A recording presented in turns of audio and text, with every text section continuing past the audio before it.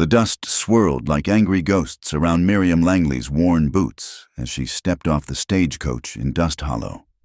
The year was 1884, and the desert town sat like a festering wound in the Arizona territory, baked under a sun that showed no mercy to man or beast. She clutched her carpetbag with white knuckles, the last of her worldly possessions weighing less than the burden in her heart. The driver spat tobacco juice into the dirt and tossed down her trunk without ceremony. "This here's your stop, ma'am. God help you." Miriam didn't flinch at his tone. She'd grown accustomed to the way men looked at her now, with a mixture of pity and disgust, as if her barrenness was a disease they might catch.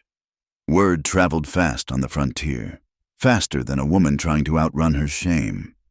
Dust Hollow was exactly what its name promised. A collection of weathered buildings huddled against the endless expanse of rock and sand. The main street stretched before her like a gauntlet, lined with saloons, a general store, a boarding house, and McBride's Eatery, where a faded sign promised home cooking. She straightened her travel-stained dress and walked toward the eatery first. The bell above the door announced her arrival to a room thick with bacon grease and suspicious stares. Behind the counter, a heavy-set woman with arms like ham hocks paused in her wiping.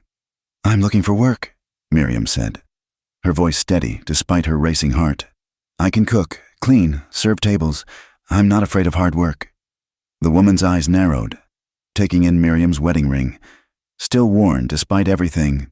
"You're that Langley woman, ain't you? The one whose husband took up with the Carlson girl?" Heat flooded Miriam's cheeks, but she held her ground. "I am Miriam Langley. Yes, and I need honest work." "Don't need no barren woman bringing bad luck to my establishment," the woman said, loud enough for the scattered patrons to hear. "Best move along." The words struck like a physical blow, but Miriam had learned to absorb such hits. She turned without argument and left, the bell's cheerful tinkle mocking her retreat. The boarding house proved no better. Mrs. Hartwell, a pinch-faced widow who ran the establishment, looked at her as if she were something scraped off a boot heel. "I run a respectable house," she declared. "Christian folks only. A woman who can't fulfill her divine purpose has no place under my roof." By the time the sun began its descent toward the jagged horizon, Miriam had been turned away from every establishment in town. Her feet ached, her throat was parched, and the small sum of money in her purse wouldn't last more than a few days.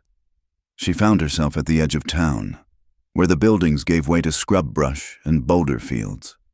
The Imperial Hotel loomed before her, a grand name for a shabby two-story building that catered to travelers too tired or too drunk to be particular.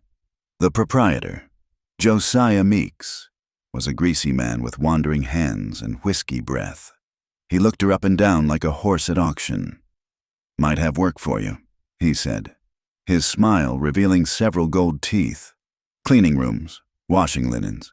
Pays $2 a week, plus board." It was less than half what such work should pay, but Miriam had no choice. "I'll take it." "Good. You can start tonight. Room's in the back. Share with the other girl." His hand lingered too long on her arm as he showed her the way. The other girl turned out to be a consumptive prostitute named Sally, who coughed blood into stained handkerchiefs and regarded Miriam with hollow eyes. "Don't let Meeks catch you alone," Sally wheezed. "He's got ideas about women who ain't got no man to protect them." For 3 days, Miriam scrubbed floors until her knees bled, boiled sheets in lye until her hands cracked, and dodged Meeks' increasingly bold advances. On the 3rd night, she woke to find him standing over her bed, reeking of whiskey. "Figured you might be lonely," he slurred, reaching for her. Miriam rolled away and grabbed the chamber pot, swinging it at his head. He cursed and lunged, but she was already moving, barefoot and desperate, out the door and into the night. She ran without direction, her nightgown catching on thorns, stones cutting her feet.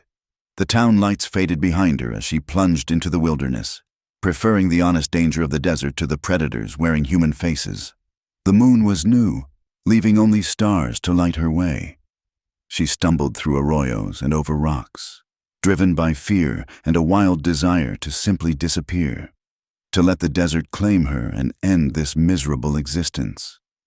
By dawn, she was lost completely. The landscape stretched endlessly in all directions, red rock formations like ancient sentinels, sparse vegetation clinging to life in the sand.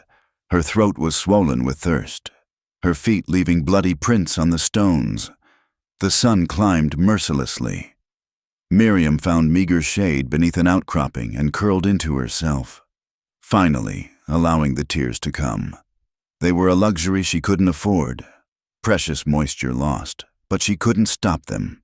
"Thomas," she whispered to the uncaring sky, remembering her husband's face the day he told her he was leaving, the way he couldn't meet her eyes as he explained that the Carlson girl was pregnant with his child, that a man needed sons to carry on his name.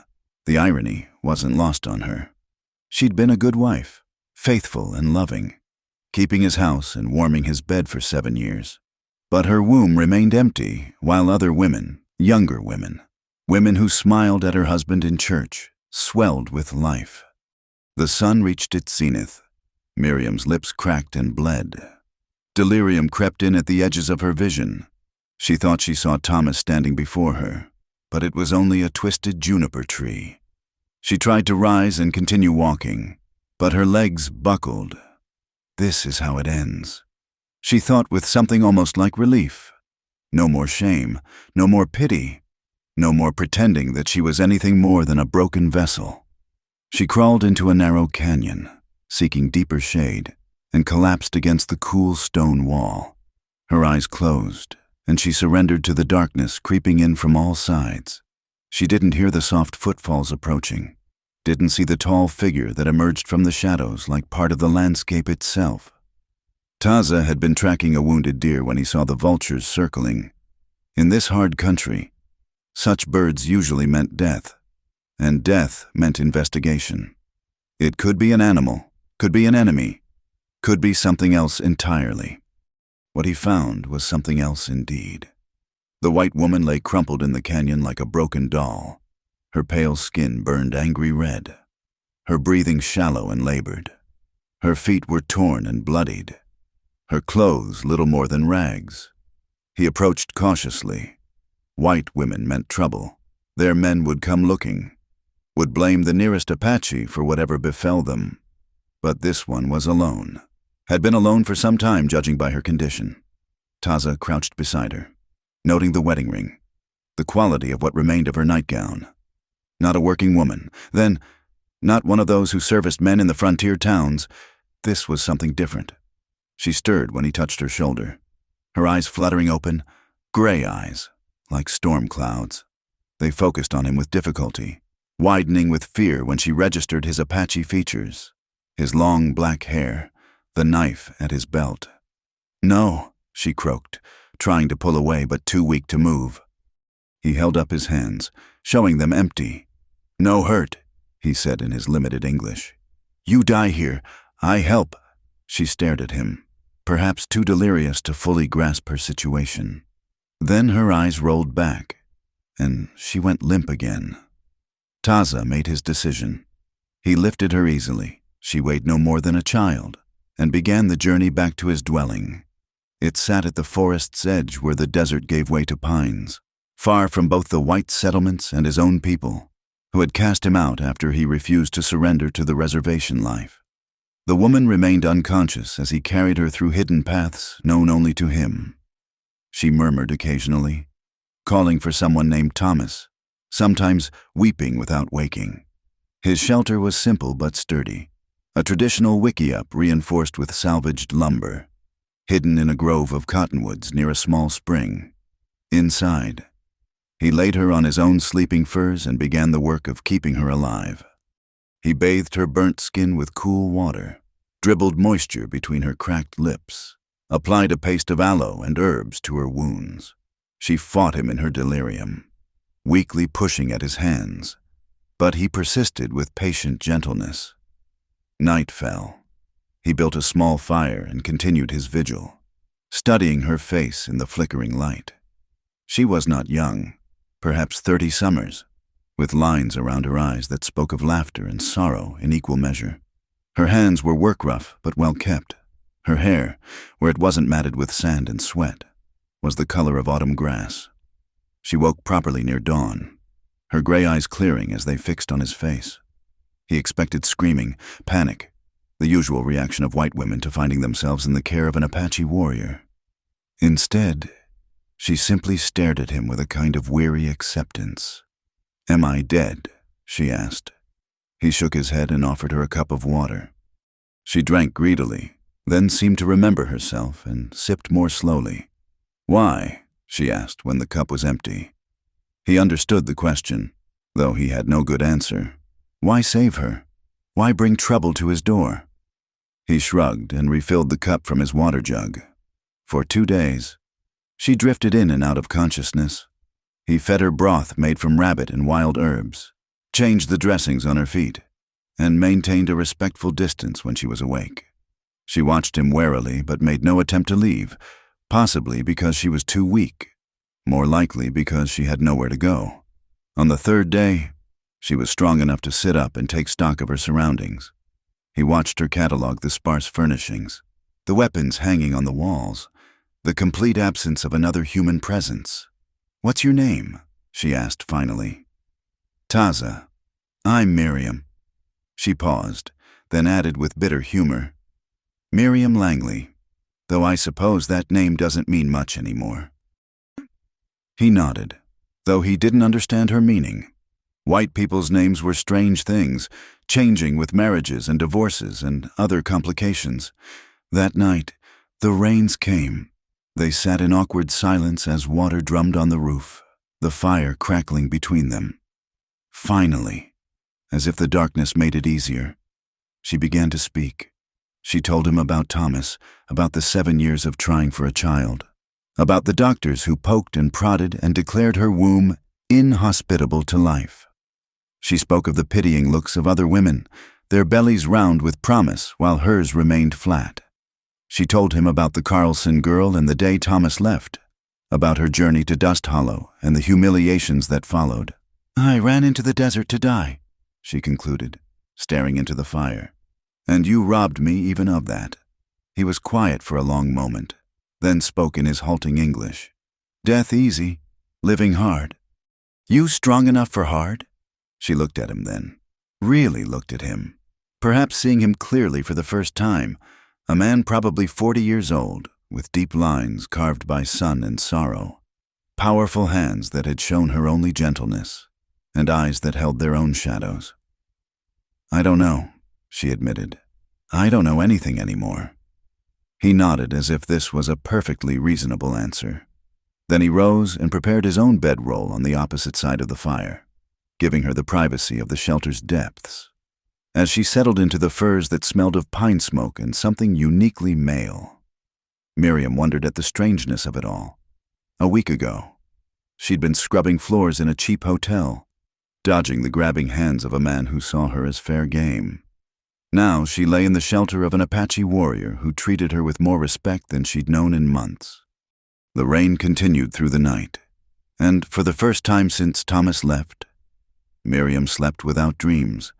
The morning after the rain, Miriam woke to find Taza gone. For a moment, panic seized her, abandoned again, left alone in this strange place. But his weapon still hung on the walls, and the fire had been recently fed. She wrapped a blanket around her shoulders and ventured outside. He was by the spring, stripped to the waist, washing in the cold water. She froze, unused to seeing a man's bare form so casually displayed. His back bore scars, some old and faded, others more recent. The muscles moved beneath his copper skin as he sluiced water over his head. She must have made a sound because he turned, showing no embarrassment at her presence. Water droplets caught the morning light on his chest, and she noticed more scars there, including what looked like an old bullet wound near his shoulder. "Water good for healing," he said, gesturing to the spring. "You wash when ready." He pulled on his shirt and moved past her toward the shelter, careful not to come too close. It was a small courtesy, but one that touched her. Thomas had never been so considerate of her comfort, especially in those last months when her failure to conceive had turned his desire to frustration and then to indifference. As the days passed, they fell into a routine. Taza would leave at dawn to hunt or gather, returning with rabbit, deer meat, or wild plants. Miriam, growing stronger, began to help with small tasks, tending the fire, preparing meals with the unfamiliar ingredients he brought, mending tears in clothing with the bone needle and sinew he provided. They spoke little at first. His English was functional but limited, and she knew no Apache words. But gradually, through gestures and simple phrases, they began to communicate. She learned that he lived alone by choice, that the forest provided everything he needed, that he traded furs and herbs with Mexican merchants for things like flour and ammunition. One evening, as she stirred a pot of stew made from venison and wild onions, she found herself humming. The sound surprised her. She hadn't felt music in her heart for months.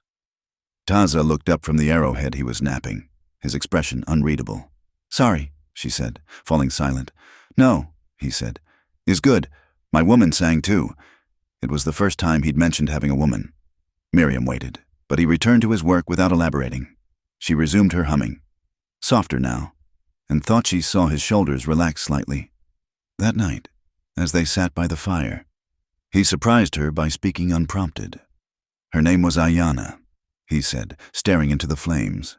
Means eternal blossom. She sang always morning songs, working songs, sleeping songs for our children. Miriam held her breath, sensing the weight of what he was sharing. 3 children, he continued, holding up fingers. 2 boys, 1 girl. Soldiers came to our camp, said we must go to reservation. I was hunting, came back to... He stopped, his jaw clenching. "I'm sorry," Miriam whispered, understanding now why he lived alone, why his shelter held space for only one. He nodded once, accepting her sympathy without wallowing in it. 8 winters passed. I live here since then.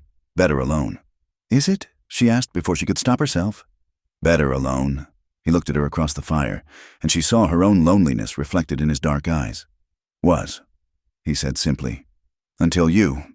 The words hung between them, heavy with implication. Miriam felt heat rise to her cheeks that had nothing to do with the fire. She busied herself with banking the coals for the night, very aware of his gaze following her movements. As the weeks passed, the awkwardness between them eased into something like companionship. Miriam's feet healed, leaving only faint scars. Her sun-damaged skin darkened to a healthy tan. She learned to identify edible plants, to move quietly through the forest, to read the weather and the behavior of birds. Taza taught her Apache words, Njoni for beautiful, applied to a sunset, Goju for peace, which he said when they sat quietly by the spring, and Aishi, which he wouldn't translate but said with a strange expression when he looked at her sometimes. She taught him too, improving his English with gentle corrections and expanding his vocabulary. He was a quick learner, his intelligence evident in how rapidly he grasped new concepts. She told him about books she'd read, about life in the eastern cities she'd known before Thomas brought her west, about things that seemed impossibly distant from this simple life in the forest. One hot afternoon, as she hung washing on a line strung between trees, she felt his eyes on her. She turned to find him standing at the edge of the clearing, his expression intense and unguarded. "What is it?" she asked, suddenly nervous. He stepped closer, his movements deliberate but unthreatening. "I watch you," he said slowly, as if weighing each word. "You work, you sing, you make my shelter warm. I think things I should not think." Her heart hammered in her chest. "What things?" "That maybe..." He paused, searching for words. "Maybe the spirits brought you here. Maybe my heart not dead like I believed." "Taza," she breathed, but he held up a hand. "I can give you what you want most," he said, his voice rough with emotion. "A child. Your body not broken. I see this. I know this. The fault was not yours." The words hit her like a physical blow. She sank onto a fallen log, her legs suddenly weak. "You don't know that." "The doctors said..." "White doctors know nothing of women's bodies," he interrupted with unusual vehemence. "Apache women have ways. Knowledge passed from grandmother to mother to daughter. I watched. I learned. Your body is strong, your spirit stronger. You can bear children. Tears blurred her vision. Please don't give me hope where there is none. He knelt before her, something he'd never done, putting himself below her eye level. His hands hovered near hers but didn't touch. I give you truth. My woman bore 3 children easy, but her sister could not. The medicine woman helped her, and she had 5 babies after. You are like her. Nothing wrong except wrong man, wrong time. How can you know? She whispered. The way you move, the way your body responds to moon cycles, the strength in your hips, the fire in your spirit. A woman who cannot bear children carries sadness in her bones. You carry sadness in your heart only. She studied his face, searching for pity or deception, finding neither, even if what you say is true. Why would you offer such a thing? His expression softened. 8 winters. I am ghost walking. No purpose, no future, only past. Then you come, more broken than me but still fighting. You make me remember I am man, not ghost. The silence stretched between them, filled with possibility and fear. Finally, Miriam found her voice. I can't be her, Ayana. I can't replace what you lost. No, he agreed. Cannot replace sun with moon, but moon has own beauty, own purpose. Man can love both in different ways. That night, sleep eluded her.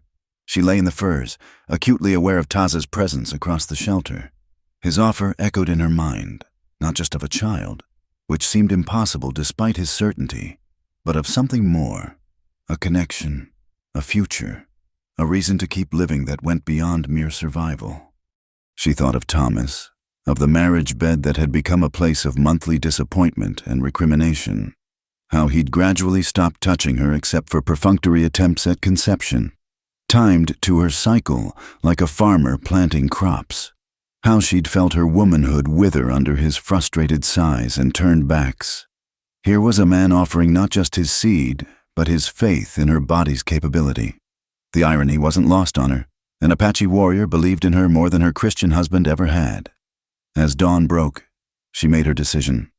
Rising quietly, she stepped outside to find Taza already awake, standing by the spring with his face turned to the rising sun. She approached slowly, her bare feet silent on the pine needles. The offer you made, she said softly.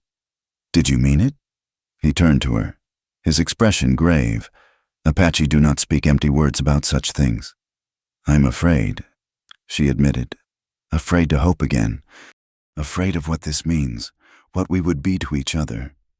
Fear is wise, he said, but living in fear is death. You must choose, die slowly in fear, or risk living again.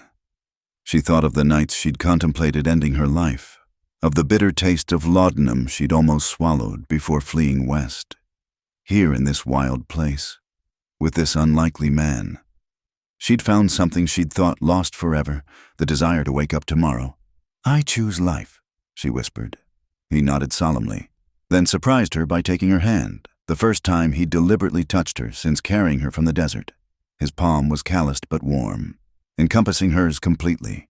We go slow, he said. Build trust first. Friendship. Rest comes when ready, when right. Not for a desperate want, but for... He searched for the word. For joining, 2 broken people making one whole. She squeezed his hand, tears sliding down her cheeks. Not tears of sorrow this time, but of something she hardly dared name. Hope, perhaps, or the first stirrings of something deeper. They stood together as the sun climbed higher, hands linked, watching the light chase away shadows. In the trees, birds began their morning songs. The spring bubbled its eternal music, and Miriam felt, for the first time in longer than she could remember, that she was exactly where she belonged. That evening, Taza built the fire larger than usual and produced a small leather pouch from his possessions. From it, he withdrew dried herbs that filled the shelter with a sweet, earthy scent when he sprinkled them on the flames. Medicine smoke, he explained. For new beginnings, we breathe together, speak our truth to spirits. They sat side by side, closer than ever before. breathing in the fragrant smoke. Miriam felt lightheaded but also strangely clear, as if veils were lifting from her eyes. "I speak first," Taza said. "I tell spirits I am man with empty lodge too long. I tell them woman came from desert like vision, with silver eyes and golden hair and courage of mountain cat. I tell them my heart wakes from long sleep." He turned to her, his eyes reflecting the firelight. "Now you speak truth." Miriam took a shaky breath. "I tell the spirits I was broken wife, cast away for barren womb. I tell them Apache man saved my body first, then my spirit. I tell them." She paused, then forged ahead. "I tell them I want to learn to love again, to trust again, to believe my body can create life." The smoke swirled around them, seeming to carry their words upward through the smoke hole. Taza began to chant softly in Apache, a rhythmic, hypnotic sound. Without understanding the words, Miriam felt their power, their ancient promise of renewal. When he finished, they sat in silence as the herbs burned down to ash. Then, moving slowly, as if not to startle a wild creature, Taza turned to face her fully. "Among my people, man and woman who wish to join must court proper. Even here, even us, we do this right." "How do Apache court?" Miriam asked, her voice barely above a whisper. A rare smile touched his lips. "Man brings gifts, meat for strength, furs for warmth, pretty things for joy. Woman shows acceptance by cooking special meals, making beautiful things, singing old songs. They talk, learn each other's hearts, when ready, when families agree." He paused. "But we have no families, only us and spirits. Then we court for spirits to see," Miriam said firmly. "And for ourselves, to know this is right." He nodded approvingly. "You learn Apache way quick." As the fire died to embers, they prepared for sleep in their separate spaces. But something fundamental had shifted. The careful distance they'd maintained was gone, replaced by acknowledged attraction and tentative promise, lying in the darkness. Miriam touched her belly wonderingly. Could Taza be right? Could her womb, declared hostile to life by learned doctors, simply have been waiting for the right seed, the right time, the right man? The thought terrified and thrilled her in equal measure. Tomorrow would begin their courtship. Strange as it was, a cast-off white woman and a grieving Apache warrior, building something new from the ashes of their losses. For the first time since Thomas left, she fell asleep with a smile on her lips. The morning after their ceremony by the fire, Miriam woke with a heart full of confusion and guilt. The smoke-hazed promises of the night before seemed reckless in the harsh light of day. What was she doing, playing at romance with this Apache man while still wearing her wedding ring? She dressed quickly and quietly, gathering her few restored belongings. Her feet, now healed and tough, could carry her back to civilization. She would find another town, another chance at respectable work. This fantasy of love and children with Taza was just that, a fantasy born of loneliness and desperation. She was tying her boots when Taza appeared in the doorway, his expression unreadable. "You run," he said. It wasn't a question. "I have to," she whispered. "This isn't right. I'm still married in the eyes of God and law. We're too different. Last night was a mistake." He studied her for a long moment, then stepped aside. "I do not keep women who do not wish to stay. Path to town is east. Follow creek until you find road." His easy acceptance of her leaving hurt more than anger would have. She grabbed her carpet bag and pushed past him, unable to meet his eyes. "Miriam?" She paused at the edge of the clearing. "When town breaks you again, I will be here. Spirits do not lie." She fled without answering, his words following her through the forest like a prophecy. The journey back to Dust Hollow took most of the day. By the time she reached the outskirts, her dress was torn by thorns, her hair wild despite attempts to pin it properly. She looked exactly like what the townspeople would think, a woman who'd been living with savages. She avoided the main street, circling around to approach the doctor's house from the rear. Doctor. Elizabeth Hartley was the only person in town who'd shown her kindness, though Miriam had been too proud to accept it before. The elderly woman answered her back door with raised eyebrows, but no judgment. "Mrs. Langley, I heard you disappeared into the desert." "May I come in?" Miriam asked, exhaustion making her sway. "Of course. Child." "Doctor." Hartley ushered her inside, pressing a glass of water into her hands. "Sit. You look ready to collapse." The kitchen was clean and smelled of carbolic and herbs. Medical texts lined one wall. Unusual for a woman, but Dr. Hartley had never been usual. She'd come west after her husband died, bringing Eastern medical training and a sharp tongue for those who questioned a female physician. "I need work," Miriam said without preamble. "I can assist you, clean instruments, prepare medicines, tend patients. I'm not squeamish and I learn quickly." "Doctor." Hartley sat across from her, keen eyes taking in every detail. "Where have you been these past weeks? Does it matter?" "In this town? Yes." The doctor's tone was gentle but frank. "There are already rumors. Some say you were taken by Apache raiders, others that you went willingly, that your barrenness drove you to seek their heathen magic." Miriam's hands clenched around the glass. "I was saved by a kind man who asked nothing of me and treated me with more respect than any Christian in this town." "I believe you." "Doctor," Hartley said simply, "but I'm likely the only one who will. If you work for me, you'll face worse than before. They'll say you're contaminated, that you'll bring evil to the women in labor." "I need the work," Miriam repeated stubbornly. The doctor sighed. "Very well. You can start tomorrow. Room and board plus a small wage. But you'll stay inside, away from patients at first. We'll see if the town's temper cools." Miriam spent the next weeks learning the mysteries of Dr. Hartley's practice. She discovered she had steady hands for mixing medicines and a good memory for symptoms and treatments. The work absorbed her, leaving less time to think about Taza and the shelter in the forest. But the nights were harder. She lay on her narrow cot in the doctor's attic, remembering the smell of pine smoke and the sound of Apache words she was beginning to understand. Her hand would drift to her belly, wondering if Taza's certainty about her body could possibly be true. The townspeople were worse than before. As Dr. Hartley had predicted, women crossed the street to avoid her. Men made crude comments about squaw lovers, just loud enough for her to hear. Someone painted Jezebel on the doctor's fence, though Dr. Hartley scrubbed it off with lie and strong words. The worst part was assisting with births. Miriam would prepare the birthing room, boil water, clean instruments, then listen from the kitchen as new life entered the world. Each infant's cry was a knife to her heart, a reminder of what she'd never have.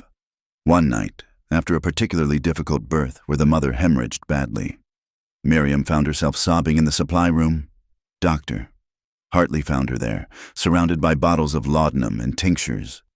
"It doesn't get easier," the older woman said quietly. "Wanting what we cannot have." "Did you want children?" Miriam asked, wiping her eyes. "Desperately. My husband and I tried for 20 years. Nothing." Dr. Hartley's usually stern face softened. "That's why I became a doctor. You know, if I couldn't bear life, at least I could help bring it safely into the world." "Does it help?" "Some days." The doctor studied her. "That Apache man, did he hurt you?" "No," Miriam said quickly. "He saved me. He was gentle, kind." Doctor Hartley seemed to come to a decision. "I've lived among the tribes before. When I was younger, their medicine women know things we've forgotten or ignored, about women's bodies especially." Miriam's breath caught. "What do you mean?" "I mean that sometimes what white doctors call barrenness is simply a body out of balance. The tribes have ways, herbs, treatments, understanding of cycles we dismiss as superstition." She paused. "Your Apache friend, did he say anything about your condition?" The memory of Taza's certainty flooded back. "He said I wasn't broken, that I could bear children with the right circumstances." Dr. Hartley nodded slowly. "The Apache are particularly knowledgeable about such matters. Their women rarely have the troubles with conception that plague white women." She stood. "Think on that, Mrs. Langley. Sometimes wisdom comes from unexpected sources. The conversation haunted Miriam through the following days. She threw herself harder into work, but her mind kept wandering to the forest, to promises made in sacred smoke. The breaking point came on a Saturday evening. Miriam had ventured out to fetch supplies from the general store, keeping her head down and moving quickly. She was almost back to the doctor's house when a group of drunk cowboys blocked her path. Well, the Indian's whore," one slurred, grabbing her arm. "Bet you learned some interesting tricks out there." "Let me go," Miriam said coldly, trying to pull free. "Not so fast." Another man pressed closer, breath reeking of whiskey. "Maybe you can show us what had you running to the savages.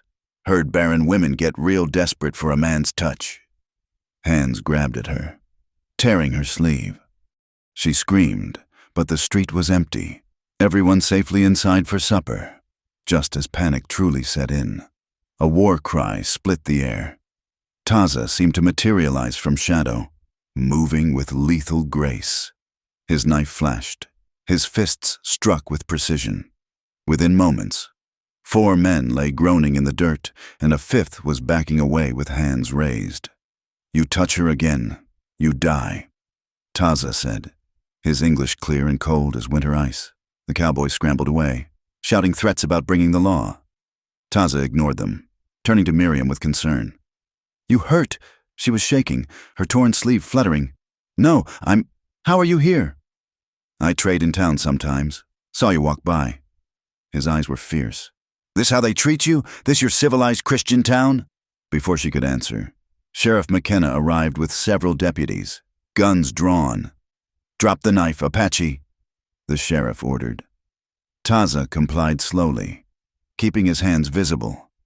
"He was defending me," Miriam said quickly. "Those men attacked—" "Save it," McKenna interrupted. "I saw enough. Savage attacked 5 upstanding citizens. That's all the court will need." He gestured to his men. "Take him." "No," Miriam stepped forward. "You can't do this. He saved me." "Ma'am, you've caused enough trouble in this town," the sheriff said coldly. "Best get inside before I arrest you for inciting violence." She watched helplessly as they shackled Taza, who offered no resistance. His eyes found hers one last time. "Remember what Spirit said," he told her quietly before they dragged him away. Miriam stood in the empty street, sleeve torn, heart racing. The respectable people of Dust Hollow peered from windows, judging her, condemning her. In that moment, something fundamental shifted inside her. She ran back to Dr. Hartley's house and burst through the door. "They've arrested Taza, the Apache man who saved me. They'll hang him for protecting me from assault." "Doctor," Hartley set down her medical journal. "What do you want to do?" "I want to tell the truth. In court, in front of everyone." Miriam's voice grew stronger. "I want to tell them exactly who I am and what he means to me." The older woman smiled grimly. "Then we'd best prepare your testimony. And perhaps it's time this town learned that their doctor has some strong opinions about Apache medical knowledge and the treatment of women who don't conform to narrow expectations." That night, as Miriam lay awake planning her court appearance, she made a decision: win or lose. After the trial, she would return to the forest. Taza had been right. The spirits had spoken, and she'd been foolish to run from their wisdom. She pressed a hand to her belly, imagining she could feel change there already. Perhaps it was fancy, but she chose to believe. Tomorrow she would stand before the town that had rejected her and claim her choice, an Apache warrior's love over Christian hypocrisy. Through the barred jail window, under the same stars, Taza sat in meditation. He'd known the risks of coming to town, had seen Miriam from afar, and chosen to follow when he sensed danger. No regrets. She would come back to him or not, but at least she would be safe. The guard, a young man named Patterson, watched him nervously. "Ain't you worried? Judge Hardwick hangs Indians regular like." Taza opened his eyes. "Man cannot hang what spirits protect. Woman with silver eyes will speak truth. Town will listen or not. Either way, I am free." Patterson shook his head at what he took for Indian nonsense. But in the morning, when half the town packed into the courthouse to watch Miriam Langley take the stand. He would remember the Apache's certainty and wonder. The stars wheeled overhead, indifferent to human prejudice. In the desert beyond town, a coyote howled, and two hearts, separated by iron bars and human hatred, beat in rhythm with an older, deeper law than any written in books. The courthouse was packed to capacity, the air thick with tobacco smoke and hostility.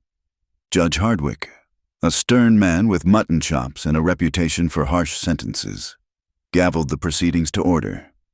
Taza sat in chains at the defendant's table, his expression stoic despite the calls for hanging that had echoed through the streets all morning. "Mrs.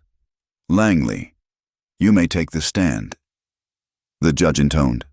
Miriam rose, her gray dress immaculate, her hair pinned severely back. She'd spent the night preparing with Dr. Hartley, but now, facing the hostile crowd, her carefully rehearsed words fled. "State your name for the record. The prosecutor, Mr. Whitman, commanded, Miriam Langley." "Mrs. Langley, you claim this Apache attacked 5 men in your defense, yet these upstanding citizens say he assaulted them without provocation. Why should we believe a woman who abandoned her husband to consort with savages?" Gasps rippled through the crowd. Miriam lifted her chin. "I did not abandon my husband.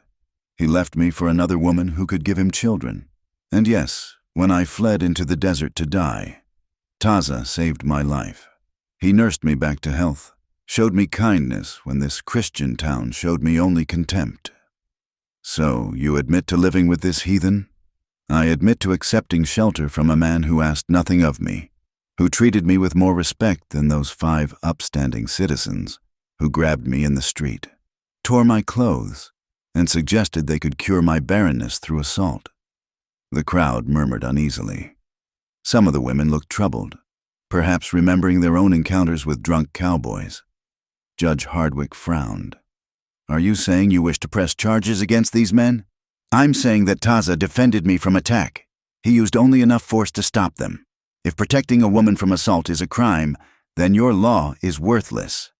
"Watch your tongue, woman," the judge warned. "You're treading dangerous ground." "Doctor," Hartley stood in the gallery. "May I speak, Your Honor? This is highly irregular. So is trying a man for protecting a woman from rape." The doctor's voice cut through the room like a scalpel. "I examined Mrs. Langley after the incident. Torn clothing, bruises on her arms consistent with being grabbed. I've also treated 3 of the 5 men. Their injuries were defensive wounds, not the result of unprovoked attack." The prosecutor sputtered. "This testimony is irrelevant. The Apache is a dangerous savage who, I love him." Miriam's declaration silenced the room. She stood straighter, meeting the shocked gazes without flinching. "I love Taza. He offered me hope when I had none, faith in my body when doctors declared me broken. He asked me to be his wife, and I said yes." The eruption was immediate. Shouts of "whore" and "traitor" filled the air. The judge banged his gavel repeatedly. "Order, Mrs. Langley. Are you saying you intend to marry this Apache?" "I'm saying I already consider him my husband in every way that matters." She turned to look at Taza, whose eyes held a mixture of pride and concern. "I'm carrying his child." The statement was premature. She couldn't be certain yet, but she felt its truth in her bones. The crowd exploded again. Women fainting, men cursing. Through it all, Taza's face lit with a joy that made her declaration worth any consequence. Judge Hardwick restored order with threats of clearing the courtroom. "Mrs. Langley, you realize what you're saying? No Christian minister will marry you to an Apache. Any child would be considered illegitimate, a half-breed with no place in civilized society." "Then I'll make my place elsewhere," Miriam replied, "with the man who sees my worth beyond my womb's function, who believes I can be a mother when my own kind declared me barren." "Your Honor," a new voice spoke from the gallery. "Mrs." Robert Carlson, the woman Thomas had left Miriam for, stood with tears streaming down her face. "May I speak?" The judge, clearly overwhelmed by the turn of events, nodded weakly. Sarah Carlson was young, pretty, and visibly pregnant. She should have been Miriam's enemy, but her voice held only sorrow. Thomas told me Miriam was cold, unnatural, that her barrenness had made her bitter. But I've watched her these past weeks, working with Dr. Hartley, helping despite how this town treats her. She's not bitter, she's grieving. And if this Apache man can give her the child she's always wanted, who are we to deny her that chance? You speak out of turn. Mrs. Carlson, her husband hissed, trying to pull her down. No, Robert, I won't be silent. Sarah's voice grew stronger. How many of us have felt the monthly disappointment, the fear that we might be found wanting? How many have suffered our husband's frustration when our wombs don't quicken fast enough? Miriam suffered 7 years of that, only to be cast aside. If she's found love and hope with this man, Apache or not, then God bless them both. Other women began to stand. Slowly, hesitantly. Mrs. Baker, who'd lost 3 babies. Mrs. Sims, who'd borne 10 children but understood the pain of those who couldn't. Even stern Mrs. Hartwell from the boarding house rose, shame-faced. Enough, Judge Hardwick roared. This is a court of law, not a revival meeting. The question before us is simple. Did this Apache attack 5 men without provocation? No, chorused a dozen women's voices. The judge's face purpled. Mr. Prosecutor, do you have any witnesses to contradict the testimony given? Whitman shuffled papers nervously. The 5 men involved are notably absent. Dr. Hartley observed. Perhaps they're too injured from their unprovoked attack to attend, or perhaps they're too ashamed to repeat their lies under oath. Judge Hardwick glared at the courtroom, then at Taza, then finally at Miriam. This is highly irregular. However, given the testimony presented and the lack of contradicting witnesses, I have no choice but to dismiss the charges against the defendant. The gavel came down with finality. Half the crowd cheered, half jeered. Deputies moved to unshackle Taza, who rose with dignity and tact. Furthermore, the judge continued, his voice heavy with displeasure, I strongly suggest that Mrs. Langley and her companion remove themselves from Dust Hollow immediately. This court cannot guarantee their safety should they remain. Miriam descended from the witness stand on shaking legs. Taza met her halfway, and for a moment they stood face to face in the center of the hostile courtroom. You spoke dangerous words, he said softly in Apache, which she now understood. Words that cannot be taken back. I spoke truth. She replied in kind, proud of her pronunciation.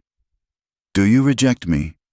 His answer was to take her hand publicly, an intimacy that made several spectators gasp. Never, but road ahead is hard. Then we walk it together. They left the courthouse hand in hand, Dr. Hartley flanking them protectively. The crowd parted, some with hatred in their eyes, others with something like wonder. On the courthouse steps, Miriam turned back one last time. I pity you, she said clearly. You who would rather see a woman dead in the desert than loved by someone you deem unworthy. You who speak of Christian charity but practice only judgment. May you never know the desperation that drove me to flee, or the grace that brought me salvation in an unexpected form. They retrieved Miriam's few belongings from Dr. Hartley's house. The doctor pressed a medical kit into her hands. You'll need supplies. And this? She handed over a small leather journal. Everything I've learned about pregnancy and childbirth, including remedies I gleaned from tribal medicine women. Write to me when the baby comes. If I'm even pregnant, Miriam said, doubt creeping in now that the dramatic moment had passed. I might have spoken too soon. You're pregnant. Doctor, Hartley said firmly. I've attended enough births to recognize the early signs. The Apache was right about you, Mrs. Langley. Your body was never broken, merely waiting for the right circumstances. They left Dust Hollow as the sun reached its zenith, walking into the desert that had once nearly claimed Miriam's life.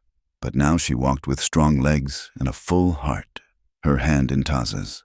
Their shadows merged into one on the sand, behind them. The town buzzed with gossip that would last for years. The Barren woman who'd chosen an Apache over civilization. The savage who'd stolen a white woman with promises of children. The trial that had turned into a women's revolt. But ahead lay only the vast desert and the promise of their hidden sanctuary. As they climbed into the cooler elevations where pine replaced sagebrush, Miriam felt the last chains of her old life fall away. That night, in their simple shelter, they came together not in desperate hope but in joy. The act that had been duty and disappointment with Thomas became a celebration with Taza. She understood now what had been missing, not just mechanical function but true connection, body and spirit united in purpose. "My wife," Taza murmured against her skin, the English words flavored with Apache accent. "Mother of my child." "Don't jinx it," she whispered back. But her hand drifted to her belly, where she swore she could already feel change blooming. "What if I'm wrong? What if—" He silenced her with a kiss. "No fear. Spirits have spoken.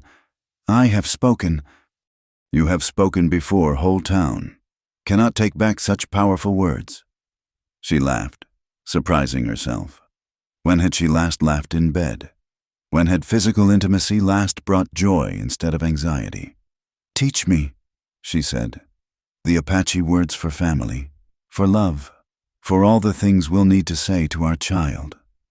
They spent the remaining night hours trading words like gifts. Shai for my son, Shiazi for my little one, Ayu Aninishni for I love you, by dawn, wrapped in buffalo robes with their bodies still warm from loving. Miriam felt more married than 7 years of church vows had ever made her. "No regrets?" Taza asked as morning light filtered through the pines. She considered. In choosing him, she'd lost any chance of returning to polite society. Their child would face prejudice from both worlds. They would always be outsiders, belonging fully to neither culture. "No regrets," she said firmly. "Only anticipation." He smiled, the expression transforming his weathered face. "Good. Tomorrow we visit my mother's sister in the mountains. She knows medicine ways for healthy babies. Will be hard journey but necessary." "Your aunt? But I thought you were alone." "Alone by choice after family died.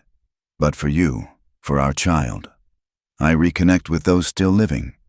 We build new family from pieces of old." Miriam felt tears threaten. After so long believing she would die childless and unloved, the abundance of possibility overwhelmed her. A husband who cherished her, a potential child growing within, and now extended family to welcome them both.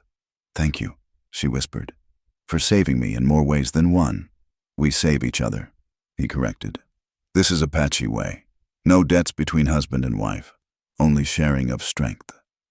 As they prepared for their journey deeper into Apache territory, Miriam marveled at the turns her life had taken. From proper Eastern wife to desert wanderer to the beloved of an Apache warrior, carrying what she hoped was his child, the woman who'd stepped off the stagecoach in Dust Hollow would hardly recognize herself. But this new self, sun-bronzed and strong, speaking 2 languages, walking between worlds, felt more real than the corseted creature who'd tried so hard to fit society's mold. In losing everything she'd thought she wanted, she'd found everything she actually needed. The sun climbed higher, and they set off into the wilderness that was no longer threatening but home. Behind them lay judgment and sorrow. Ahead waited challenge and hope in equal measure, and in her belly, perhaps the first stirring of new life, conceived not in duty but in love, not in shame but in joy. The miracle Taza had promised, delivered by faith and courage and the wild grace of choosing love over safety. The journey to the Apache village took 3 days through terrain that tested Miriam's newfound wilderness skills. They climbed rocky passes where eagles nested, forded streams swollen with snowmelt, and navigated narrow ledges that made her grateful for Taza's steady hand. Each night they camped under stars so brilliant they seemed within reach, and Miriam felt her civilized shell cracking further open. On the 3rd morning, she woke violently ill, barely making it to the bushes before emptying her stomach. Taza found her there, pale and shaking, and his face lit with such joy she might have laughed if she weren't so miserable. "The child makes itself known," he said, helping her rinse her mouth with water from his canteen. "This is good sign. Easy for you to say." She groaned, then immediately felt bad. I'm sorry. I know this is what we wanted. Be angry, he said simply. Be sick. Be whatever you need. Growing life is hard work. I only carry packs. You carry future. By midday, they reached the village. A collection of wiki-ups and small adobe structures nestled in a valley where a clear stream ran. Dogs barked at their approach, and children peered from behind their mothers' skirts at the strange white woman holding the hand of Taza, who most had believed dead or permanently exiled. An elderly woman emerged from the largest dwelling, her face weathered but her dark eyes sharp. She studied Miriam with an intensity that made her want to fidget, then spoke rapidly to Taza in Apache. My mother's sister. Sageflower. Taza translated. She says you carry strong child, can see it in how you walk, also says you look too pale and need feeding. Sageflower approached and, without asking permission, placed gnarled hands on Miriam's still flat belly. She closed her eyes, humming something low and rhythmic. When she opened them, she nodded with satisfaction and rattled off more Apache. She says baby sits well, but your body holds too much fear. Fear poisons womb. You must learn to release. How? Miriam asked, directing the question to the older woman. Sageflower smiled, revealing missing teeth, and patted Miriam's cheek with surprising gentleness. Come, we begin. What followed was an intensive education in Apache pregnancy traditions. Miriam learned which herbs strengthened the womb, which foods built healthy blood, which exercises prepared the body for birth.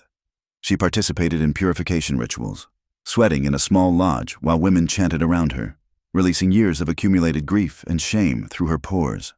Cry, Sageflower commanded during one session when Miriam tried to maintain composure. Tears clean spirit like smoke cleans body. Baby needs clean nest. So Miriam cried for the 7 barren years, for Thomas's abandonment, for the children she'd thought she'd never have. The Apache women didn't comfort her with platitudes, but simply witnessed, their presence somehow more healing than any words.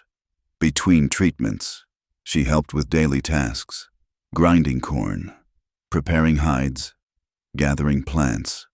The women taught her to identify medicinal herbs, to weave baskets, to cook traditional foods that didn't aggravate her morning sickness. They spoke to her belly constantly, welcoming the baby in Apache, telling it stories of its brave father and strong mother. But not everyone was welcoming. Some of the younger men viewed her with suspicion, muttering about white diseases and cavalry scouts. One warrior named Black Wolf was particularly hostile, confronting Taza outside their temporary shelter.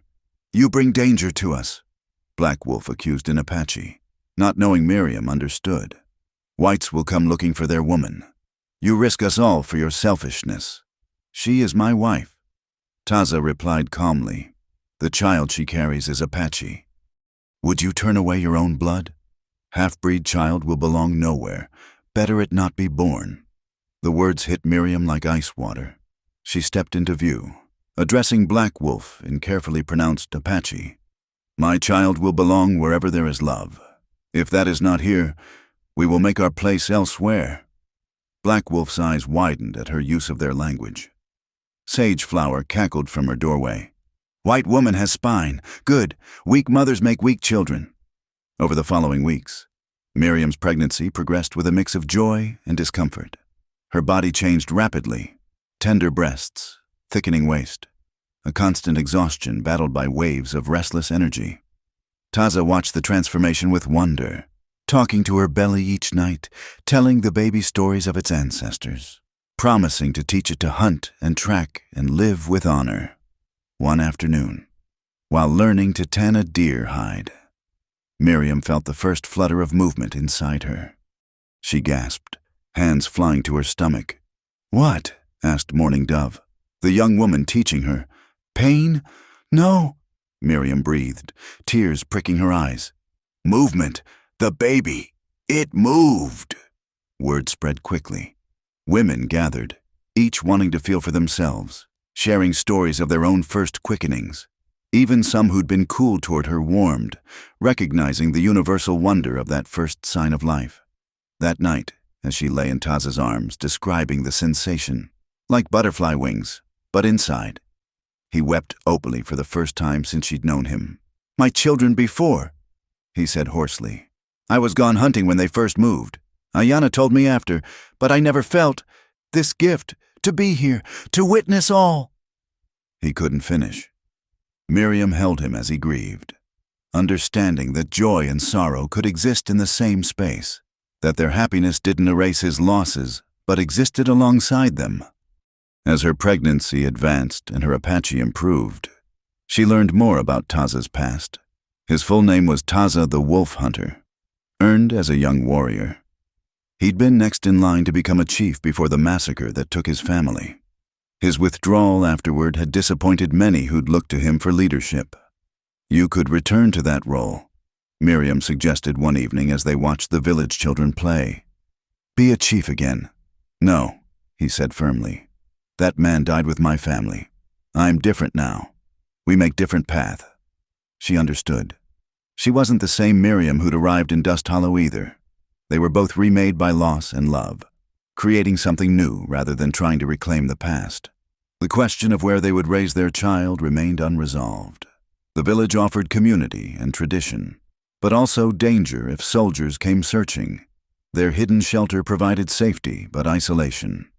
They spoke of traveling further west, perhaps to California where mixed families were more common, but Miriam found herself reluctant to leave this place where she'd learned to be strong. One morning, she woke to cramping that sent fear shooting through her. Still only 5 months along, far too early for labor. Sage Flower was summoned and examined her with gentle expertise. "Baby sits low," she pronounced. "You do too much, must rest more, let others work. But I want to contribute. You contribute next generation."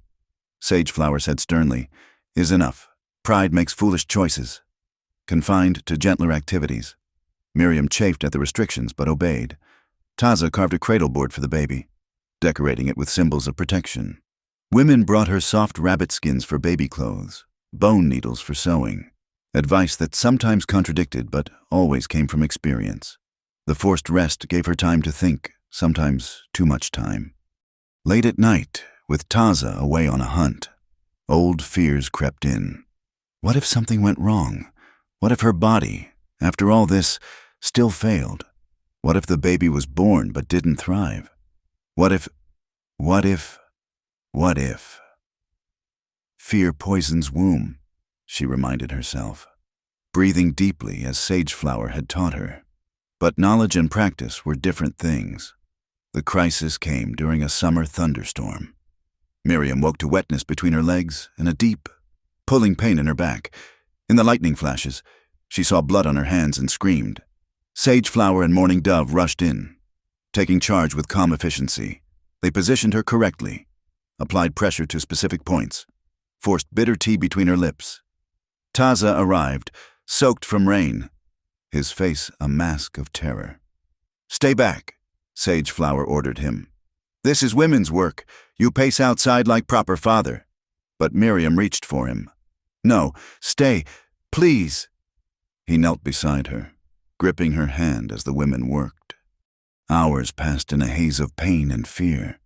More blood, more tea, prayers in Apache that sounded ancient and powerful. Finally, near dawn, the bleeding stopped.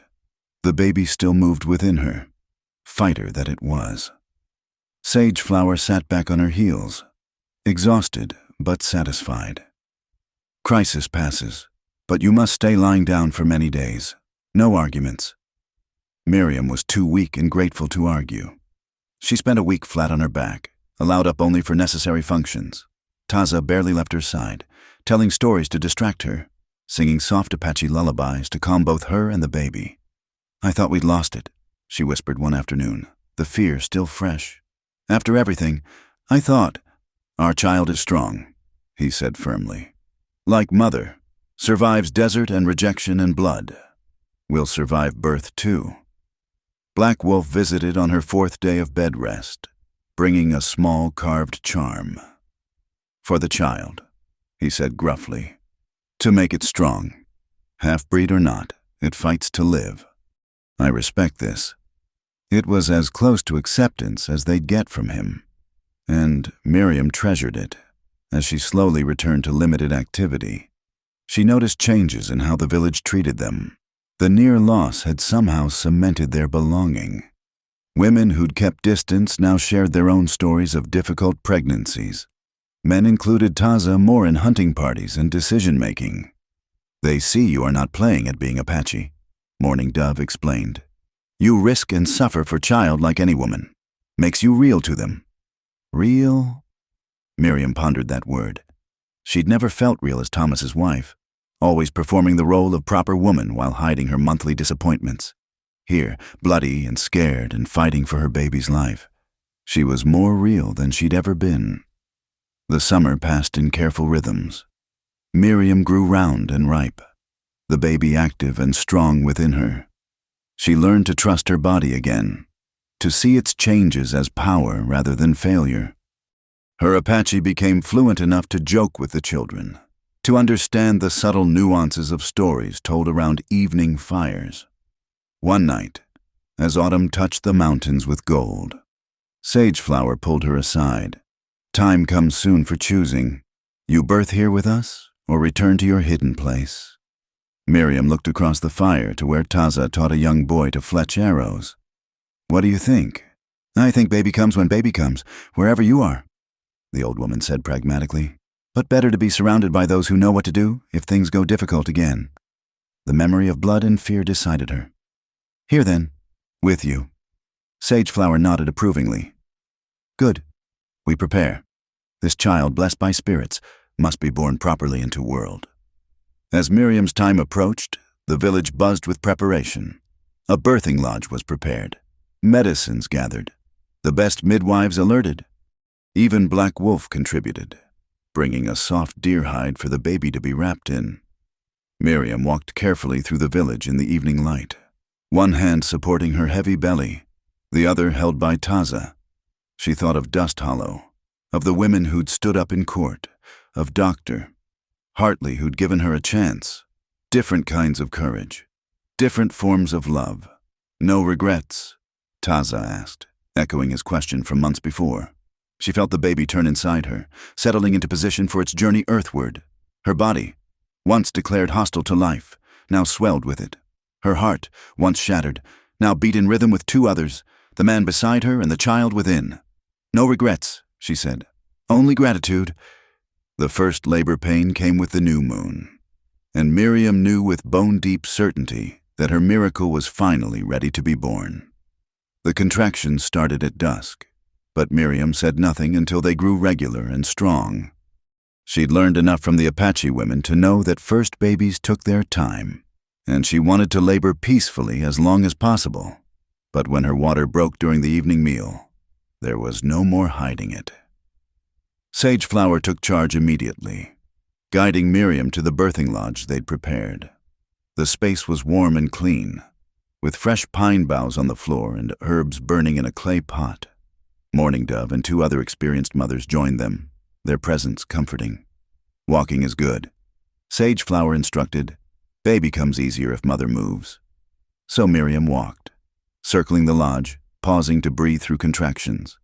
Taza was allowed to stay initially, supporting her during the worst pains, whispering encouragement in a mixture of Apache and English.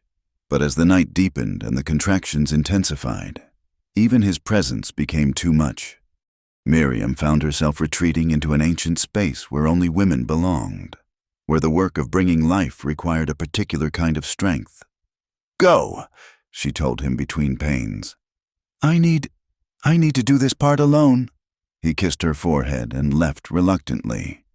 She heard him begin to pace outside, occasionally speaking to other men who'd gathered to wait. The labor stretched through the night.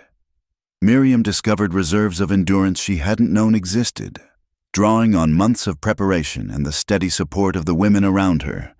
They didn't tell her not to scream. Screaming was natural, they said. It helped the baby know which way to go. They showed her positions that eased the back labor, gave her herbs to chew for strength, sang low songs that seemed to make the contractions more bearable. Dawn was breaking when transition hit. The pains came so fast and hard that Miriam couldn't catch her breath between them. Panic clawed at her throat. "I can't," she gasped. "It's too much. I can't." "You are doing it," Sage Flower said firmly. "Look at me. You are doing it right now. Baby comes soon." And then, after what felt like an eternity of pushing, of feeling like she would split in two, of bearing down with every fiber of her being, a slippery rush, a shocked cry that wasn't hers, and sudden emptiness where fullness had been. "Girl," Morning Dove announced, lifting the baby for Miriam to see. Strong girl with good lungs. The baby was perfect, dark hair plastered to her head, skin the color of honey, eyes squinting against the new world. Miriam reached for her with shaking hands, bringing her to her chest where the baby immediately rooted for milk. "Taza," she whispered. "Bring Taza." He burst in before they could fetch him, having heard the baby's cry. His face when he saw their daughter was something Miriam would remember forever. Wonder and joy and grief all mixed together. He dropped to his knees beside them, one finger gently touching the baby's tiny fist. "She lives," he said in Apache, his voice breaking. "You both live." "Her name?" Sage Flower asked. "Child needs name for protection." Miriam and Taza looked at each other. They'd discussed this, wanting something that honored both cultures. "Amara," Miriam said. "It means eternal," Taza finished. "Like her Aunt Ayana was Eternal Blossom, Amara will be Eternal Hope." The baby, as if approving, latched onto Miriam's breast and began to nurse with determination. The next days passed in a blur of learning. How to help Amara latch properly, how to interpret her different cries, how to swaddle her in the Apache way. The village women took turns helping, bringing food, holding the baby so Miriam could rest. Even Black Wolf's wife came, offering a small beaded bracelet for protection. But beneath the joy ran an undercurrent of decision. They couldn't stay in the village forever. It wasn't truly home for either of them. Yet returning to their isolated shelter with a newborn seemed daunting. The answer came from an unexpected source. A Mexican trader arrived in the village, bringing news from the outside world. Among his stories was one that made Miriam's blood run cold. "Soldiers attacked a Mescalero village 2 days south," he reported. "Said they were harboring a white woman captive. Burned the whole place searching." Miriam clutched Amara tighter. "They're looking for me?" "Perhaps," the trader said, eyeing her curiously. "Or perhaps another woman. These things happen, but soldiers, they don't ask questions carefully. They see white woman with Apaches. They shoot first." That night, Taza made the decision. "We leave. Go back to Dust Hollow." "What?" Miriam stared at him. "They'll never accept us." "They must. You establish legal claim to our child. Papers that say she exists, has name, has parents. Otherwise, she is nothing in White World." "She's not nothing," Miriam protested. "She's our daughter." "Who cannot go to white school, cannot own land, cannot marry legally unless papers say she exists." His voice was patient but firm. "I lived outside white law my whole life. Is fine for me, but Amara deserves choices I never had." The logic was sound, but the thought of returning to Dust Hollow's judgment made Miriam's stomach churn. "Still, for Amara. Doctor, Hartley will help," she said finally. "If anyone will record Amara's birth properly, it's her." They left the village when Amara was 3 weeks old, accompanied by prayers and gifts. Sage Flower wept openly, kissing the baby's head and making Miriam promise to return for visits. Even Black Wolf offered grudging farewell, telling Taza to guard his family well. The journey back was harder with a baby. They had to stop frequently for nursing, and Miriam's body was still recovering. But Amara proved a good traveler, sleeping contentedly in the cradleboard Taza had made, only fussing when hungry or wet.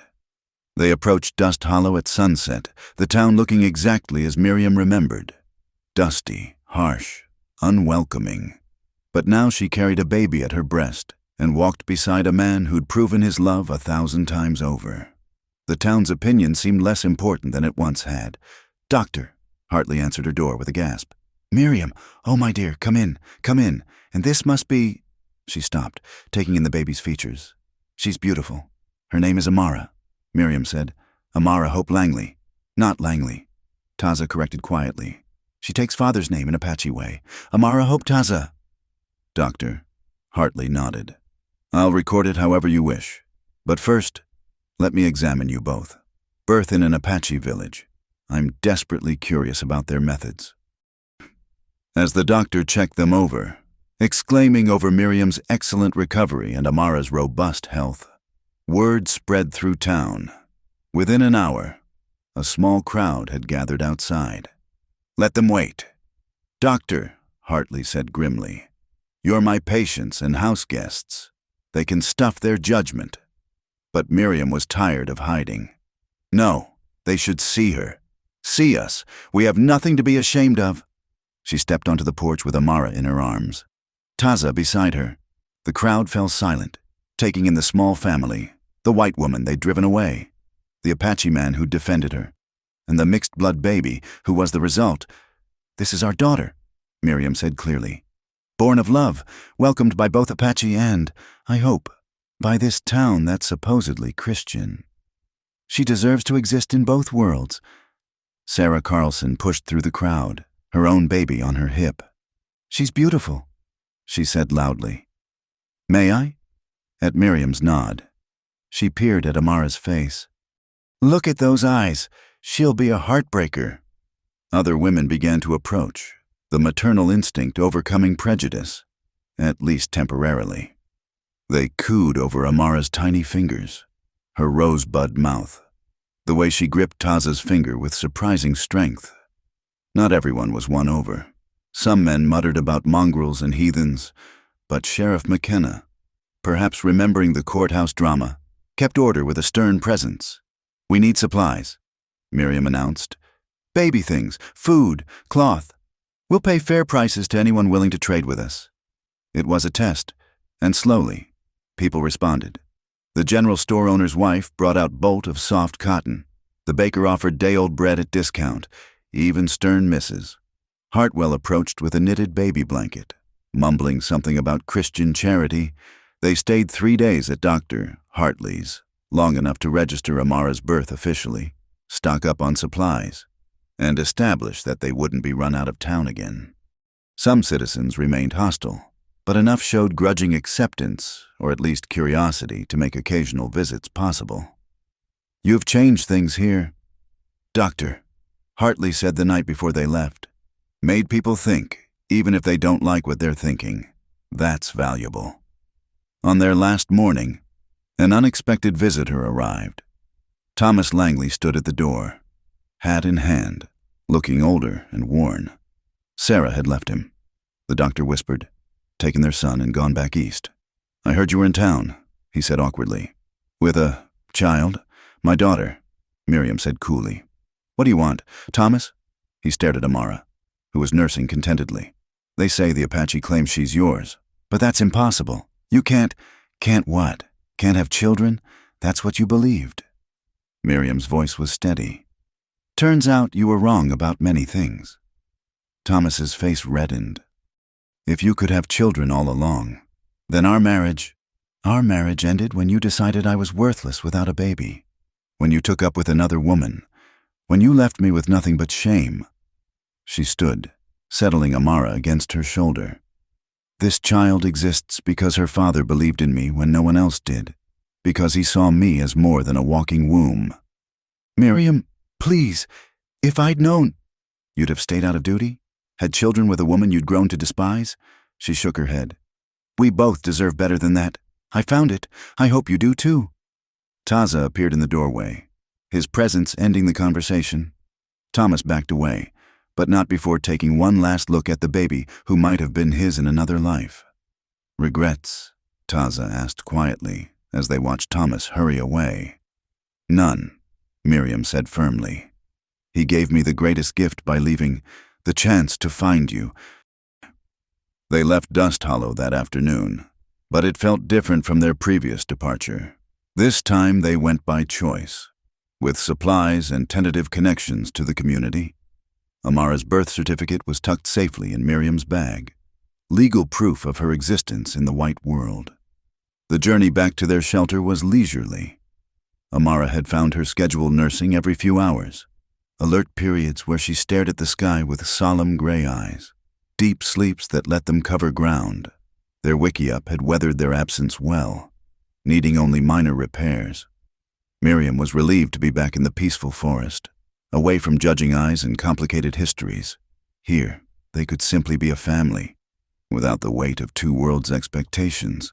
But they couldn't hide forever. As Amara grew, she would need more than isolation could provide: education, friends, experiences beyond what two parents could offer. The challenge would be preparing her for a world that might not accept her while keeping her rooted in both her heritages. For now, though, Miriam was content to nurse her daughter in the dappled sunlight, to watch Taza fashion tiny moccasins for feet that wouldn't walk for months, to marvel at the miracle of their small family. One evening, as they sat by the spring with Amara sleeping between them, Miriam remembered her desperate flight into the desert over a year ago. The woman who'd wanted to die rather than live barren and unwanted seemed like a stranger now. "The spirits knew," Taza said, following her thoughts as he often did. "Brought you to me at right moment. Later would be too late. Earlier would be too soon." "Do you think Ayana knows?" Miriam asked carefully. "About us, about Amara." "She knows," he said with certainty, "and is glad. She loved children. All children. Would be happy new life grows where death once ruled." Miriam leaned against his shoulder, feeling Amara's warm weight in her arms. Tomorrow would bring new challenges. A mixed-blood child in a world that preferred clear categories. Parents who belonged fully to neither culture they moved between. But tonight, with stars beginning to emerge overhead and their daughter safe between them, she felt only gratitude. The barren woman had become a mother. The grieving warrior had become a father again. And in the space between two worlds, they'd created a third option, a family bound not by blood alone, but by choice, courage, and the wild hope that the love could conquer even the deepest prejudices. Amara stirred in her sleep, making small, sucking motions. Soon she would wake hungry, demanding the milk that Miriam's supposedly broken body produced in abundance. Another miracle in a string of them. Each one proof that the spirits, or God, or fate, or simple human resilience had plans beyond what any doctor or society could predict. "Sheeni," Taza murmured to the baby. "My daughter, you will be bridge between worlds. Is hard path but good one. Your mother and I, we help you walk it. Together," Miriam added. The word, a promise and a prayer. Always together. The spring rains came early that year, turning the desert into a brief paradise of wildflowers. Amara was 3 months old, round-cheeked and alert, her gray eyes tracking every movement with intense curiosity. She had her father's calm temperament but her mother's stubborn streak, particularly when it came to feeding times. Life had settled into peaceful rhythms at their forest shelter. Miriam had regained her strength fully, her body thriving in its new role. She'd learned to strap Amara to her back Apache style while gathering herbs or hauling water, the baby content to observe the world from her high perch. But beneath the contentment ran an undercurrent of unease. Twice now, Taza had found tracks near their camp-shod horses, not the unshod ponies of Apache riders. Someone was searching the area, methodically, professionally. "Soldiers," he said that evening, studying the marks in the fading light. "Maybe looking for us, maybe not, but getting closer." That night they heard distant gunfire echoing through the canyons. Amara woke crying, and Miriam clutched her close. Memories of the traitors' warning flooding back. Soldiers burning villages, searching for white captives. "We need to move." Taza decided, "Not safe here anymore." "Where?" Miriam asked, though she already knew the answer. There was only one place that offered legal protection, problematic as it was. "Dust Hollow. We make permanent camp near town, close enough for protection of law, far enough to live our way." The thought of returning permanently to the town's judgment made Miriam's stomach churn. But Amara's safety mattered more than her comfort. They packed that night, taking only essentials, leaving the shelter standing in case they needed to retreat there again. The journey was tense, Taza constantly alert for danger. They traveled at night when possible, resting in hidden arroyos during daylight. Amara seemed to sense the urgency, nursing quietly and sleeping more than usual. On the third night, their fears materialized. A cavalry patrol spotted their campfire before Taza could smother it. 6 soldiers surrounded them, rifles aimed, their lieutenant young and nervous. "Stand slowly," he ordered. "Identify yourselves." "I'm Miriam Langley," she said clearly, holding Amara visible in the firelight. "This is my husband and our daughter. We're traveling to Dust Hollow." "That's an Apache," the lieutenant said, his gun trained on Taza. "Ma'am, if you're being held against your will—" "I'm not. He's my husband, the father of my child." The soldiers exchanged glances. One whispered, "That's her, the woman from the trial. Chose to live with savages." The lieutenant looked uncertain. His orders were to rescue white captives, but this woman clearly wasn't captive. The baby complicated things further. Mixed blood children existed in a legal gray area. "We'll escort you to town," he decided finally. "For your safety." It wasn't a request. They rode through the remaining darkness surrounded by cavalry, Miriam clutching Amara while Taza walked alongside, hands bound as a precaution. The soldiers were professionally distant, but she caught their stares at Amara, trying to categorize what they saw. Dawn was breaking as they reached Dust Hollow. The arrival of a cavalry unit caused immediate stir. People emerged from buildings to gawk at the strange procession. Soldiers, an Apache in bonds, and Miriam Langley holding a baby. "Take them to the sheriff," the lieutenant ordered. "Let local law sort this out." Sheriff McKenna was not pleased to be woken, less pleased to see them again. "What's the charge, Lieutenant?" "No charge. Found them traveling. The woman claims the Apache is her husband." "He is," Miriam said firmly. "You know this. Sheriff, we were in your courthouse not 6 months ago." McKenna sighed heavily. "Cut him loose. No law against Apache and white woman traveling together, much as some might wish there was." The lieutenant looked frustrated but complied. As the bonds fell away, Taza rubbed his wrists, his expression carefully neutral. He'd endured far worse. Miriam knew, but the indignity still stung. "You planning to stay this time?" McKenna asked. "Near town," Miriam replied. "Close enough for supplies and medical care for our daughter, far enough to avoid trouble." "Trouble has a way of finding folks like you," the sheriff warned. "But I'll not run you off without cause. Find your camp, keep the peace, and we'll coexist." "Doctor." Hartley took them in again temporarily while they searched for suitable land. The doctor examined Amara thoroughly, declaring her perfectly healthy and meeting all growth markers. "The Apache methods clearly agreed with you both," she said approvingly. "I'd love to learn more about their prenatal practices." Through the doctor's connections, they learned of a small homestead for sale 2 miles from town. The previous owners had abandoned it after a drought, but the well was good and a small cabin stood intact. The price was high for the poor land, but the owner was willing to sell to anyone with cash. Taza had saved years of trading profits, keeping the money hidden for emergencies. This qualified. Within a week, they owned 20 acres of scrubland with water rights and a legal deed. The cabin needed work roof repairs, chinking between logs, a door that hung straight.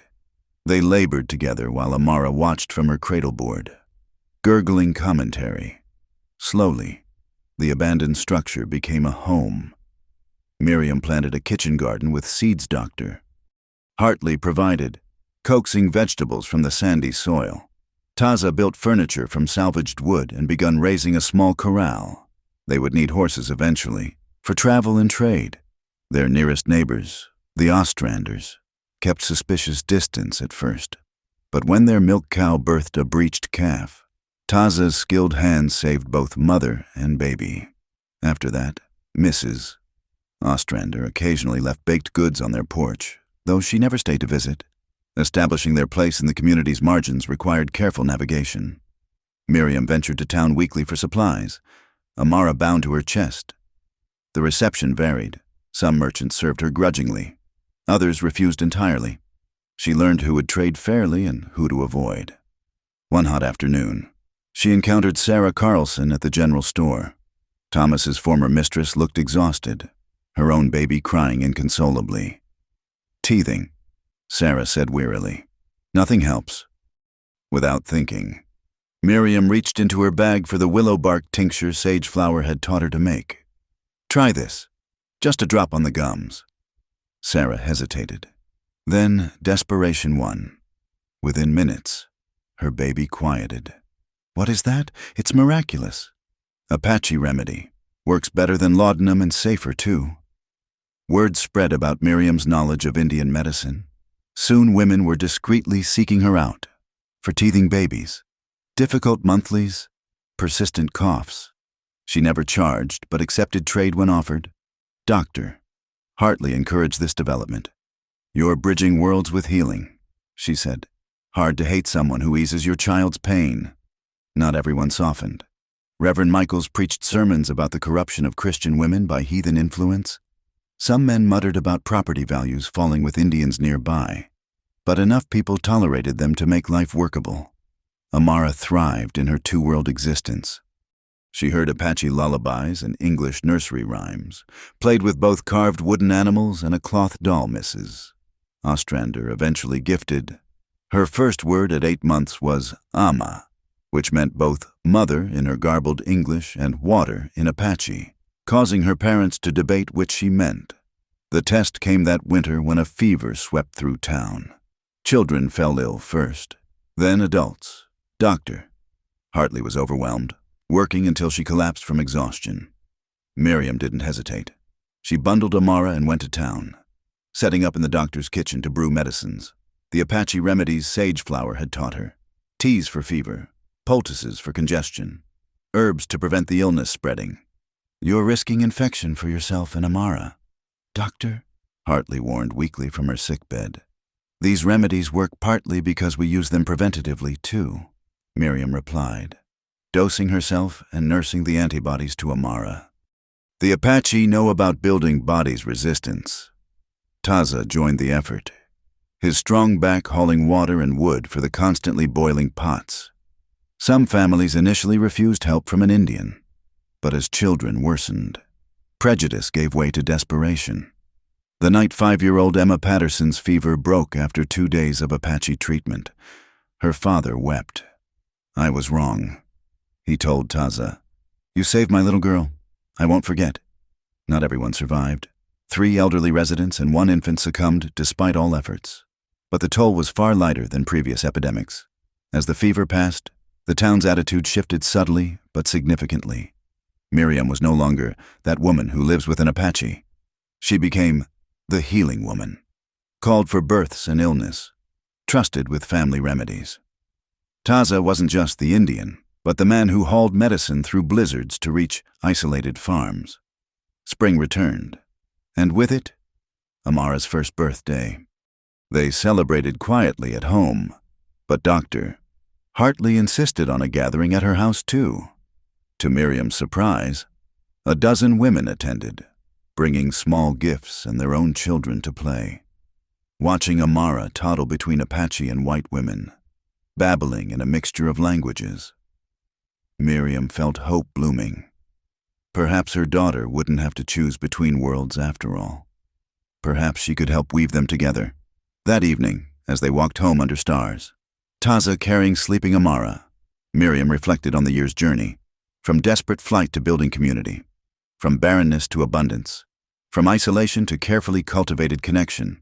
"The spirits guided us well," she said, not finished guiding. Taza replied, "Amara will need much wisdom to walk her path. We still learning too."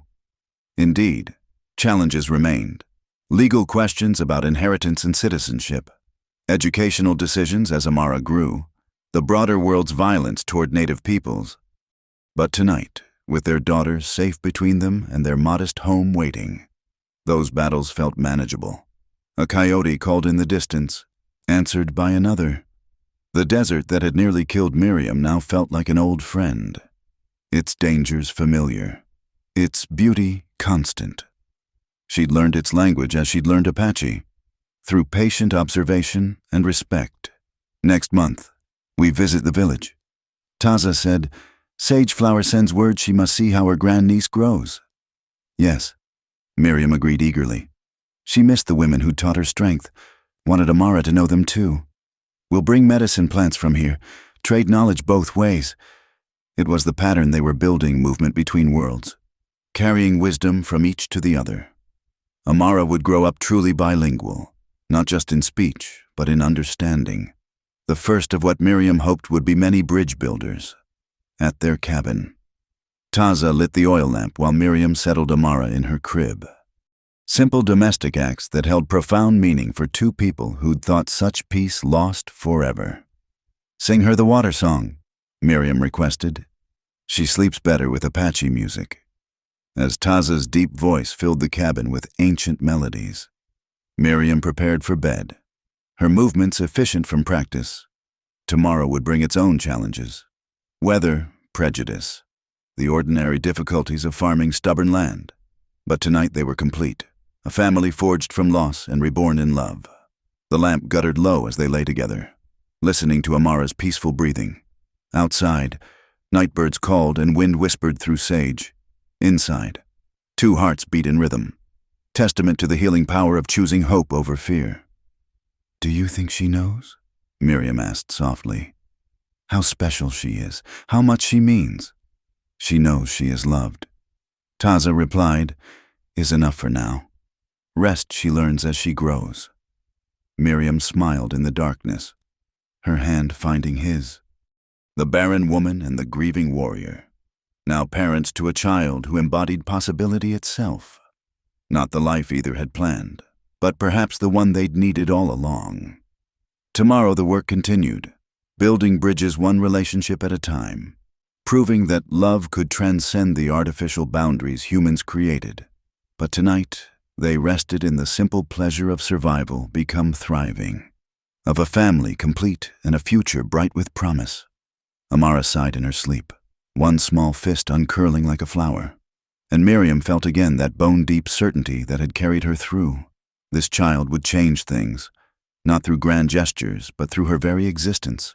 Proof that different peoples could create something beautiful together. The desert wind sang its ancient song, and they slept, three souls bound by choice and miracle, writing their own story in the margins of a world that was slowly, reluctantly, learning to make room for love in all its forms. 5 years had passed since Amara's birth, and the small homestead had become a beacon for those caught between worlds. The cabin had expanded with additional rooms. The garden flourished with both Apache medicinal plants and English vegetables, and a steady stream of visitors came seeking Miriam's healing knowledge or Taza's counsel. Amara, now 5, moved between languages and cultures with the fluid grace of water finding its course. She helped her mother grind herbs while singing Apache work songs, then switched seamlessly to English when explaining the process to visiting children. Her gray eyes held wisdom beyond her years, coupled with a child's pure joy in discovery. Mama, she said one afternoon, sorting dried plants, why do some people look at us strange when we go to town? Miriam paused in her work, choosing words carefully. Because we're different from what they expect, little one. Your father and I come from different worlds, and you're the bridge between them. Like the bridge over Miller's Creek. Yes, but stronger. Bridges of wood can burn or wash away. Bridges between people, built with love and understanding, those last forever. The conversation was interrupted by approaching horses. Doctor. Hartley arrived with urgent news, her usually composed face troubled. There's talk in town, she said without preamble. New territorial laws about mixed marriages, about children's legal status. Some folks are pushing to have your marriage declared invalid. Taza stepped from the corral, having heard the horses. Let them talk. Our marriage is valid in Apache law. In our hearts. That may not be enough anymore. Doctor, Hartley warned. If they void the marriage, Amara becomes illegitimate. No inheritance rights, no legal protection. They could even try to take her, place her in an Indian school. The threat of losing Amara sent ice through Miriam's veins. She'd heard of the schools, places where native children were stripped of their culture, punished for speaking their languages, sometimes never returning home. "What do we do?" she asked. "Fight," the doctor said simply. "With law, with community support, with every tool available. You've built relationships here. Time to call on them." The battle began quietly. Miriam and Taza visited every family they'd helped over the years, not asking directly for support, but reminding them through presence alone of debts owed. Sarah Carlson, now remarried to a kind widower, became an unexpected ally, organizing other mothers who'd benefited from Miriam's medicines. Even Reverend Michaels, long their critic, found himself conflicted when Miriam saved his grandson from rattlesnake bite using Apache antivenoms. His sermons, while not supportive, became notably less condemnatory. The town meeting to discuss the Indian question packed the courthouse where Taza had once stood trial. This time they sat in the audience as citizens, Amara between them, wearing her best dress but with Apache beads in her braided hair. The territorial representative, a man named Whitmore, spoke of the need for clarity in legal matters and protecting the integrity of American families. His words were carefully chosen to sound reasonable while carrying poison beneath. When the floor opened for comments, silence stretched until old Patterson stood. The same man who'd wept when Taza saved his daughter from fever cleared his throat roughly. 5 years ago, I'd have been first to support this measure, he said. But that man there saved my Emma when no white medicine could. His wife taught my wife to brew willow tea that eases her monthly pains. Their little girl plays with my children, teaches them words in Apache that help them understand our neighbors better. You want to talk about American families? This is one right here. Different than what we're used to, maybe, but family nonetheless. Others rose to speak. Mrs. Ostrander talked about Taza helping with calving season. The blacksmith mentioned fair trades and honest dealing. Dr. Hartley presented medical statistics showing decreased infant mortality since Miriam began sharing Apache knowledge. Not everyone supported them. Some voices raised concerns about racial mixing, about precedent, about maintaining proper boundaries. But for every voice against, 2 spoke in favor, often reluctantly, but honestly. Whitmore looked increasingly frustrated as the meeting progressed. He'd expected easy support for measures that played well in distant capitals, but hadn't accounted for 5 years of patient relationship building. When Amara grew restless, Miriam let her walk to the window. The child stood in a shaft of late afternoon sunlight, her mixed heritage evident in every feature, singing softly to herself in Apache. The room gradually quieted, listening to the pure voice mixing ancient words with a melody learned from Mrs. Ostrander. "That's what you want to destroy?" Sarah Carlson asked into the silence. "That beautiful child who brings 2 worlds together in herself?" The vote, when taken, was closer than comfortable but decisive enough. Dust Hollow would not support the territorial measures. Any challenge to the Taza family's legitimacy would find no backing here. Whitmore left in disgust, promising to take the matter to higher authorities, but local support mattered in frontier towns, and his threats rang hollow. That night, they celebrated quietly at home. Amara fell asleep in her father's lap as he told stories of Coyote the trickster in Apache. Miriam worked on a letter to Sage Flower, sharing the good news. "We won this battle," Taza said softly. "But war continues. Always will be those who cannot accept difference. Then we keep building bridges," Miriam replied. "One person, one family, one kindness at a time." As if in response, Amara murmured in her sleep, something about butterflies and bread, mixing dream languages as naturally as breathing. The following weeks brought unexpected gifts. Families who'd remained neutral began including them in social events. The school board, after heated debate, agreed Amara could attend when she reached age, though Miriam and Taza would supplement with Apache education at home. Life settled into new rhythms. Mornings found Miriam teaching Amara letters, while Taza showed her animal tracks. Afternoons brought visitors seeking remedies or advice. Evenings were for family, for stories and songs, for the quiet contentment of belonging. One sunset, as Miriam worked in her garden, she felt familiar nausea. Hope and fear warred in her chest as she counted days, recognized signs. When Dr. Hartley confirmed her suspicion 2 weeks later, joy overflowed.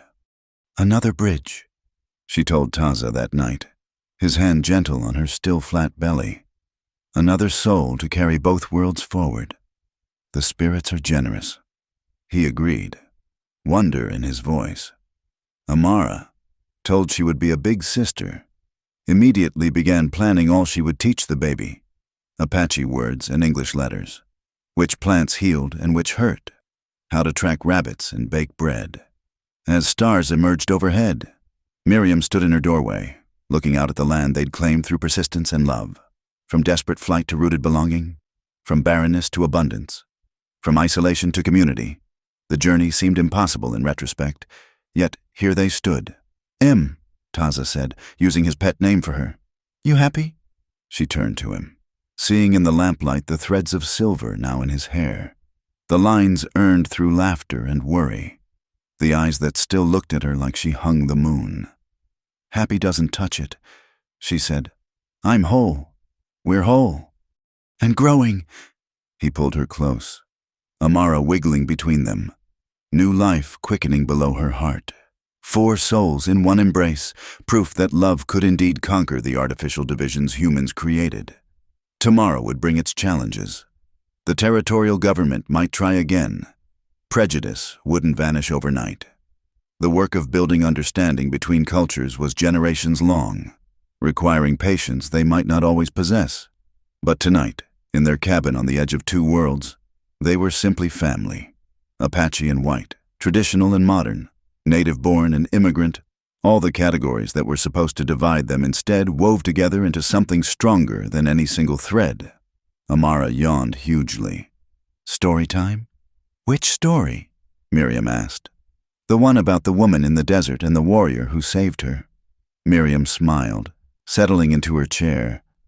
It was Amara's favorite, the story of her own beginning, told with increasing embellishments each time. As she began the familiar tale, Taza added sound effects. Amara corrected details. And the desert wind provided accompaniment, a family legend in the making, born from loss but ending in joy. Not the ending Miriam had imagined when she'd fled into the wilderness to die, but infinitely better. A life measured not in what she'd thought she lacked, but in the abundance she'd never dared dream possible. Under the vast western sky, in a cabin built by love and determination, the story continued. One word, one day, one bridge at a time. Thank you so much for listening to this story. I'd love to know where you're listening from. Please share in the comments below so we can connect with each other. If you enjoyed this Wild West love story, don't forget to subscribe to the From Wild West channel for more tales of courage, love, and adventure. What did you think of Miriam and Taza's journey? Share your thoughts in the comments. I'd love to hear your perspective on their story.